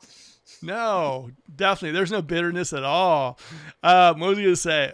We got the Traveling says, yuck, I was stationed in North Carolina, too humid. Humidity, for me, that's a deal killer. I'm with you completely. Like, I cannot stand humidity. Like, one thing, like, I always say this on this channel, and I'm just going to reiterate, or re-say it, I guess you could say. Sacramento, California, best weather. Boom. Yes, we got some hot days. No hurricanes, tornadoes. I think we had a couple earthquakes in the Bay Area. Didn't even feel them. Love it, love it, love it here. Like the weather here, perfect. I ain't going anywhere anytime soon.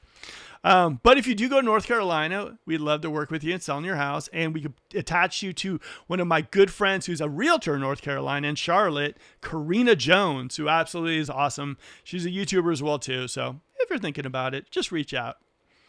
All right. Another question. Boom.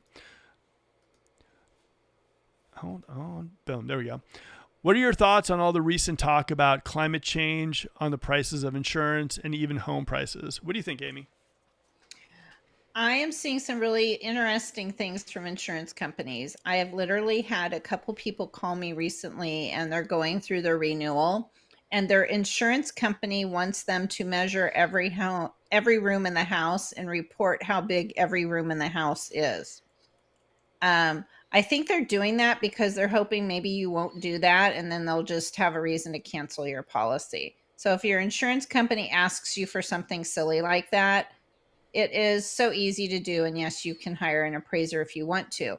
But prices of insurance are just going to continue to go up. We are having natural disasters where they are paying out way more money than they have.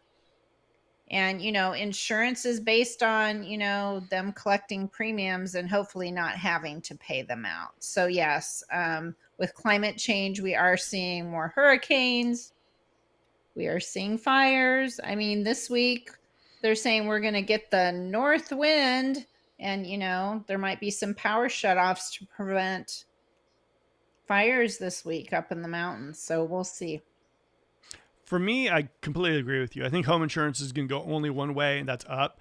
I think in the last couple of years in Sacramento, we've seen these atmospheric rivers that have just like ripped through like fences, like houses and everything too. Mm-hmm. I think fires as well too. And I see areas that historically have been very strong, like El Dorado Hills, where you're seeing like houses sit on the market. And, normally those things fly, but I think people are looking at areas areas that, Placerville areas, like you're looking at like El Dorado Hills, you're looking at like Shingle Springs, you're looking at areas and they're thinking to themselves, yeah, fire insurance, home insurance might not be brutal right now, but I'm not willing to bet that in the future they won't be. And I think areas like that are kind of like getting hit a little bit. And I think that could affect home prices up there right now. If you're someone who has a nice house on top of a hill in El Dorado Hills and you got these gorgeous views and you go to sell it, like, the person coming in might not get that home insurance that you get, so I do think that we could be seeing. Yeah. And I mean, up in El Dorado County, I know somebody right now who's selling their home. It's in Pollock Pines. It's near Jensen Lake, backs up to the lake land, basically. So you can go paddle boarding, all that stuff, hiking. She bought the home. She installed a metal roof. It reduced her insurance. She installed fireproof windows. It reduced her insurance. The city put a fire hydrant in front of her house, and she's right now paying about $2,000 for her insurance because she is in a fire-prone area, but she did all of the things to reduce the risk. That home's on the market right now, and they're not getting a lot of showings, probably because the stigma associated with living up in the hills. And, who's to know that this one home has a relatively low insurance rate and is up in the mountains? For the most part, people are just not looking up that way. So you will see prices softening in some of those areas that are fire prone. Yeah. I think there is a lot of stigma with it. Like our listing in Pilot Hill, it's on 40 acres. Honestly, this is the best thing in the world. Not on the California Fair Plan because they did a lot of fire prevention already, under $2,500 a year. Crazy. But you can reduce your fire insurance if you want to by doing crazy like stuff like that. So I think it is, but I think there is stigma right now that comes with fire insurance. I think people are like that, and I think I get it, the idea that, fire insurance is creeping into areas that it hadn't been before. Like Serrano, there's fire insurance now. There's people having those issues. Granite Bay, the same thing. So I think in the future, it's going to be one of those things that it's going to be a bigger concern. I think as weather, as like, as everything happens with climate change, this October, we had the most days over 100 in the history. It's just, it's crazy. So it is what it is. But I do think that there is something to that.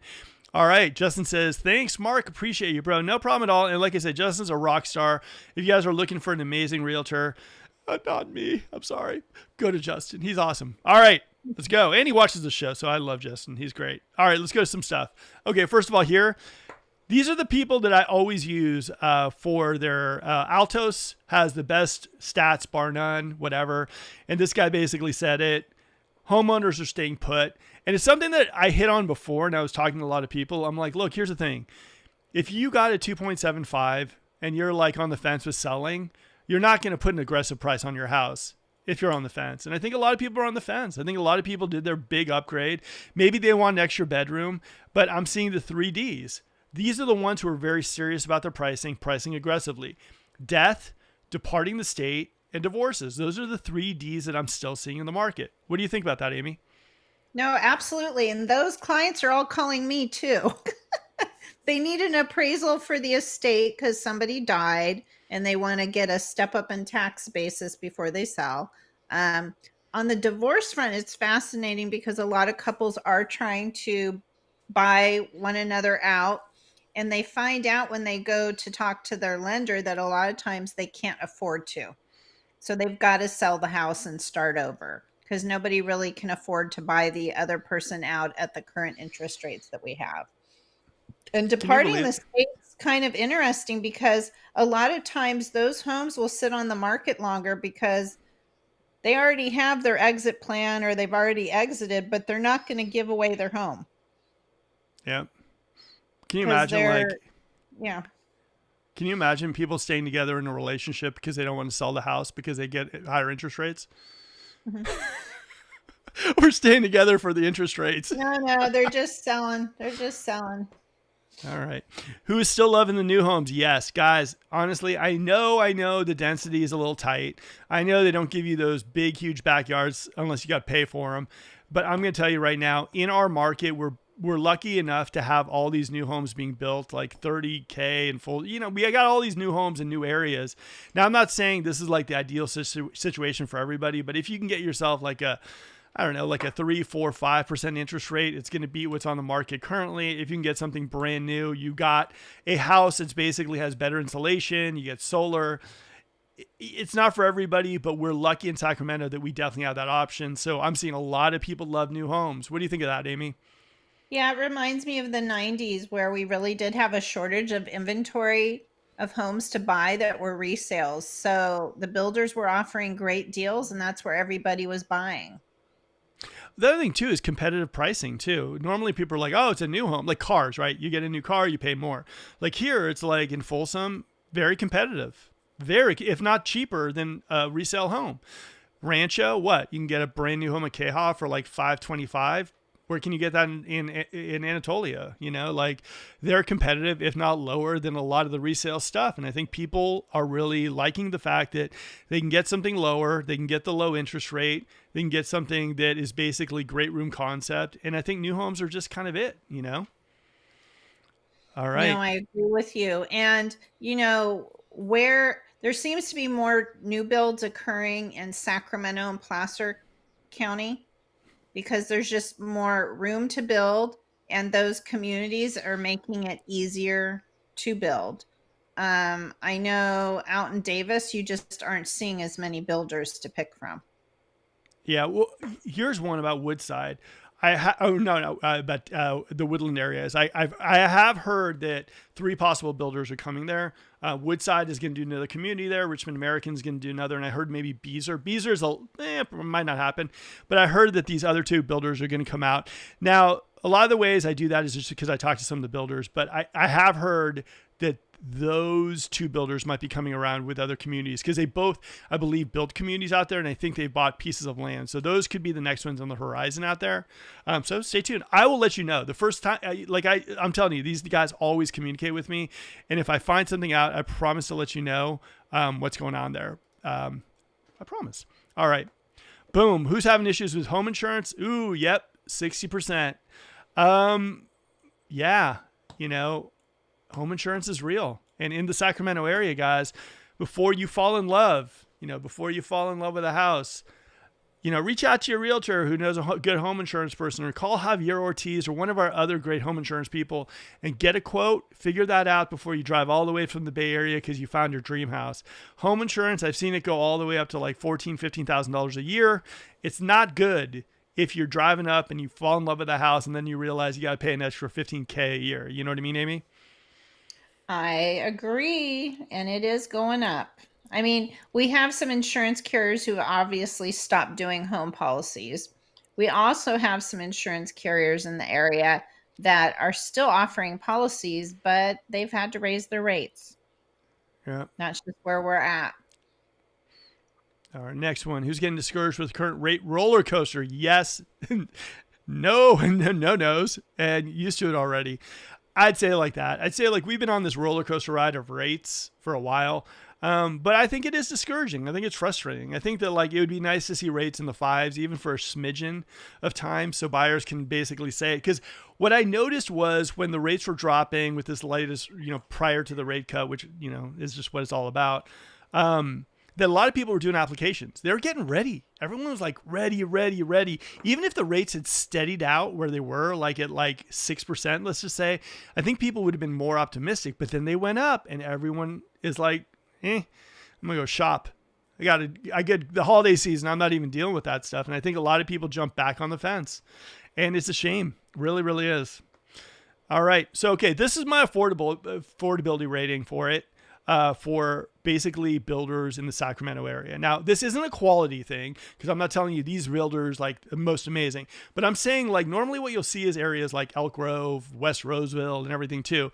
So if you're looking for pricing, I would say probably the number one most affordable, probably DR Horton is probably going to be like the barrier to entry is probably the most affordable. I'd say after that, KB LGI Homes is next. Then after that, KHOV, Meritage, Black Pines, Blue Mountain, and Century. Then I'd say the next, like, more expensive one would probably be Lennar, Beazer, Pulte, Tri-Point. Then number 5, I'd go with Cressley, Anthem, Richmond, Premier, and Elliott Homes, which I didn't include there. 6, Taylor, JMC, Woodside, Richmond American. 7, the New Home Company. They're getting a little bougie. Mm-hmm. They're going a little higher right now. And I'd put them as like a little bit higher than their Taylors, Woodsides. And they normally were neck and neck with them.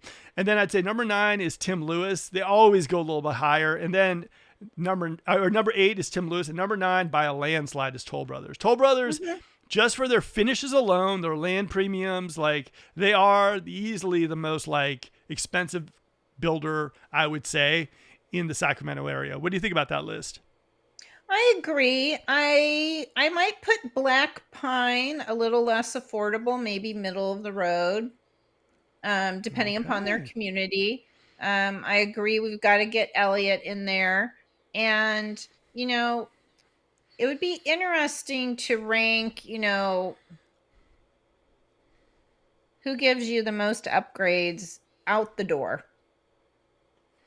Yeah. Because some of the more expensive builders, you get more upgrades in their base model than, JMC.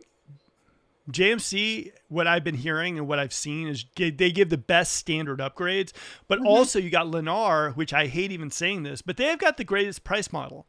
You can actually, mm-hmm. it comes the closest to what you see on the website out the door. Now, I'm not saying quality or anything too, but as far as mm-hmm. price model, it'd be nice if a lot of these builders were like, this is what you see and this is what you get.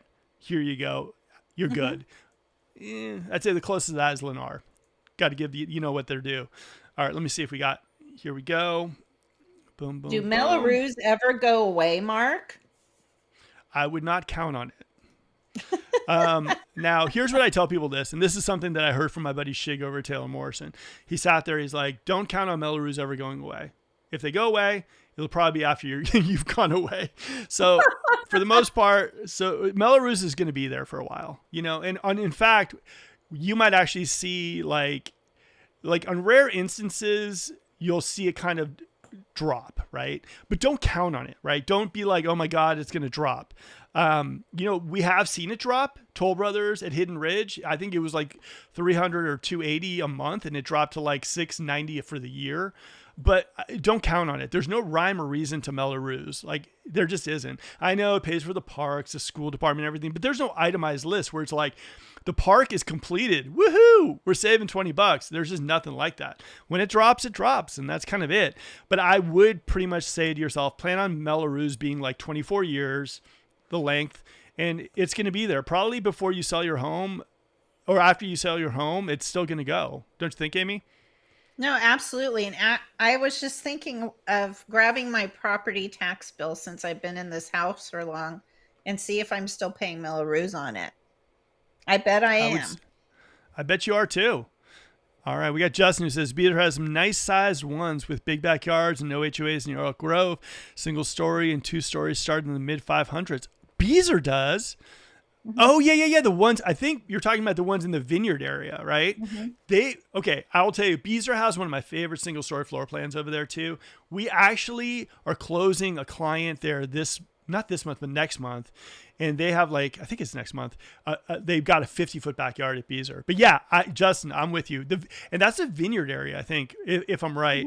But great stuff. I think Beezer's building some great homes there. Not a big fan of their Folsom floor plans. I like their Elk Grove floor plans, and I think their vineyard floor plans are probably my favorite. Yeah. So yeah, Justin, totally with you on there. Mark and Amy, does Melrose ever go? Yeah, I wish it did. I wish there was like a time limit. The only thing that would kind of scare me is the idea that like there might be another bond laid on top of the Melrose I'm paying now, which could happen. They could decide to put in a couple more police departments, and all of a sudden they lay on another bond, and your Melrose go up, and there's not much you can do about it. You know what I mean?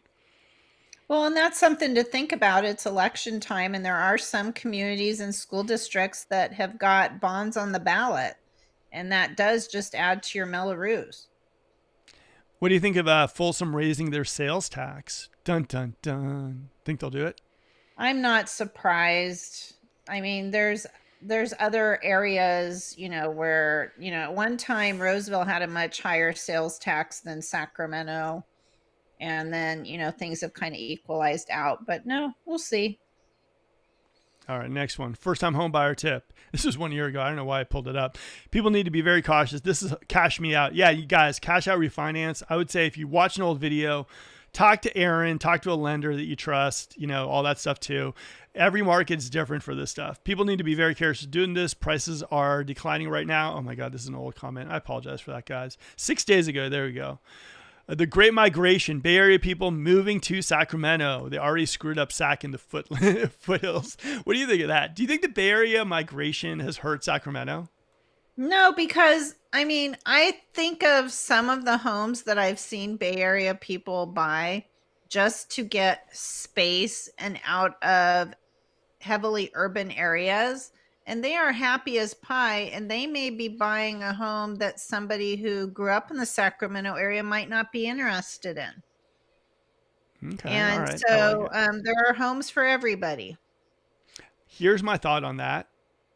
I think Sacramento people in general probably don't like the Bay Area migration unless they're selling their house to someone from the Bay Area and the person makes them a great offer on their house. And then they love the Bay Area people coming in. They're like, yes, cash buyer from the Bay Area. Yes. I love the Bay Area people coming in. I think that Sacramento, the facelift we're getting in Sacramento is great. I think the energy is awesome. I think a lot of people, you guys don't realize, a lot of the people who are coming in from the Bay Area are just so excited to be here. They're so excited that they got a house, that they sold their 1,400 square foot condo in San Jose, and they're buying like a 3,000 square foot house that they never thought they would have. They have a pool. They have the community vibe they've always dreamt of. They have the schools that they wanted for their kids. Like, they're super excited to be here. So I see it as like positive vibes and everything too. Everyone that we've closed deals with from the Bay Area or from other areas, they've been jazzed to be in Sacramento. It feels like it's like a second opportunity. They're like, yes, oh my Lord, I can get a pool. They're so grateful. So for me, I think it's great. And I love the idea that people are moving in here. And I think that, like, for the most part, it's awesome to find a spot in California that you can buy what you want to buy and you're not sweating it like the Bay Area. I mean, man, $2 million, what does that get you? Like a 1-bedroom condo? Oof, I wouldn't like to live there. All right. Is East Sacramento really the best neighborhood for Sacramento homes? Don't do it. At least buy in Folsom or El Dorado Hills. Okay. So what do you think? $2 million you give to a buyer, and you're showing them East Sacramento, or no, I'm giving you $2 million. I'm saying, all right, Amy, do you go El Dorado Hills or Folsom, or do you go East Sacramento? What do you think? I would never go to Folsom or El Dorado Hills with $2 million unless it was a brand new home with a view and a pool and completely tricked out. Would you spend it in East Sacramento, though? Yes, I would. Why? There's got to be a why. That neighborhood holds. Every time the market has gone down, that neighborhood has held.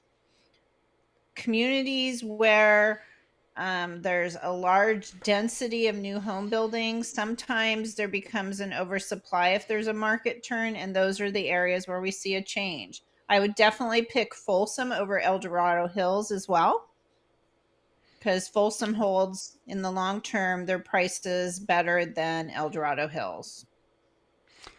See, for me, I don't know. You give me 2 mil and you're saying to yourself, do you want Folsom, El Dorado, or East Sacramento? There's part of me that goes like, oh man, East Sacramento is gorgeous, fabulous 40s. It's awesome.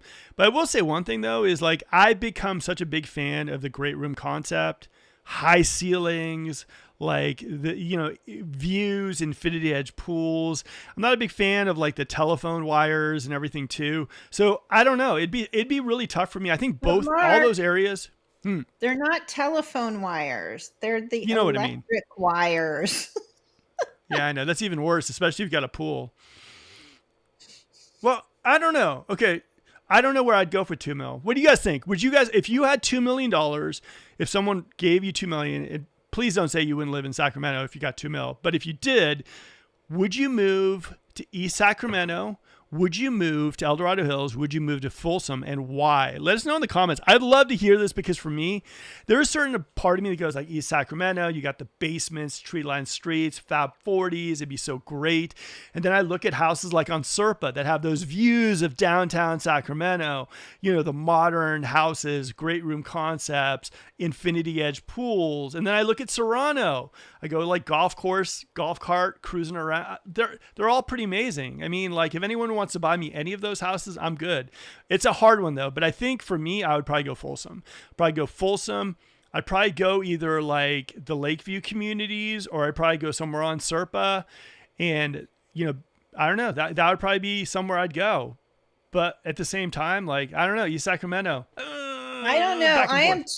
I am too much of a foodie to be stuck in a community where most of the restaurants are big box. I love the food scene in Sacramento, downtown, midtown, East Sac. There's just so many cool restaurants, and you're supporting somebody locally who is running a business and, isn't part of a big chain. You haven't had my brisket yet, Amy. My brisket would make you never want to go out to eat. It would just be, it's so good. All right. Justin says, yes, he would. He would buy in the 95829. He'd buy acreage in 95829, and he'd have a beautiful property for all of his beautiful family. And we'd have the marketing masters meeting there every week. Yeah, we would. So, Mark, we're going on a record right now, and you just keep going. Man, this is Amy. Oh, no, we got a few more and then we're out. I promise. Will the end of 2024? I go to sleep at 9:00. It's almost 9. I cannot believe you're still having me do critical thinking this late in the evening. All right, one last question, then we're done for the night. Okay, will the end of 2024 be slow? What do you think? Well, what do you think? Yes. I think that at the higher end, okay. I have two answers. At the luxury large home market, yes, because a lot of people who are spending big bucks on homes, luxury homes, large homes, they're kind of watching the stock market right now, world events and elections, and that might cause them to pause. Okay. On the other end, if you are somebody who's been looking for a home for a while and you're looking for maybe a home under 2,000 square feet, you might be pulling the trigger because you've been looking for a while, and you might see something on the market that you love and the interest rates are good. You've got VA or FHA financing and you find the right house right now, you're going to pull the trigger, and it's not slow for the lower end of the market right now. By lower end, I mean smaller homes. All right. Here's my thought. The election is freaking people out. I think a lot of buyers seeing the rates go back up a little bit have annoyed them. I think the only market right now that'll be active towards the end of 2024 will be the new home stuff. I think those rates are amazing. And I just feel like that's what we're looking at. I think the inventory stacking up on the market isn't like unbelievably priced and ready to go. So I do think at the end of 2024, it will be slower unless all of a sudden something crazy happens and we get into the fives by some weird chance. But I think that it will be slow. The only sector of the market that I see being somewhat active will be the new home stuff, because I do think you can get great deals in the new homes. You can get lower interest rates. You can get a house because they want to get them off the books Q3, Q4. And I think that market's going to be hot. But I think everything else in 2024, if interest rates keep going where they're going and doing what they're doing, I think it's going to be there. And in fact, I will also say this. I think a lot of the people who've listed their homes right now will pull their homes off and they will wait till spring to relist. And so I think that's another thing in the resale market that could really slow us down. So that's my 2 cents. Like that? I know, but you have to realize we're going into the seasonal slowdown anyway, Mark. So that was a trick question. We always see so I'm right. inventory. We always see inventory creep towards the end of August into September, and then people try their luck, and then by Halloween they're like, I'm done. I'm pulling my home off the market, and then inventory drops, and there isn't much to pick from. All right, what do you guys think? Will it be a very crazy packed 2024 for the real estate market? Will it be just nuts? Will it be, it's okay? Or will it be slow and everyone's going to Tahoe to snowboard? Let me know in the comments below because we'd really, really love to know. All right, Justin says, none of the above, Roseville or Elk Grove. If I had to choose, Folsom. Yeah, all right, Justin and I, we're going to have side-to-side like houses on Serpa. All right. Exactly the kind of video I needed to see. Thank you both. Absolutely, Sarah. Absolutely. Darren says slow. I think it's going to be slow, just like how I like to cook the brisket. Slow and low. There we go. All right, guys, we've enjoyed it. Thank you very much for tuning into the show. Smash that like button if you could. Comment, all that fun stuff. And guys, if you want to talk to the top appraiser in the world, Amy Parker, She's awesome. She's a rock star. She doesn't toot her own horn, so I have to. She's an amazing lady and honestly an amazing appraiser. She talks to all the top brokerages and she spent literally past her bedtime talking to you guys and answering all your questions. So that definitely needs a smash the like button, share, and give Amy a call if you need her. Amy, any parting words before I say adios?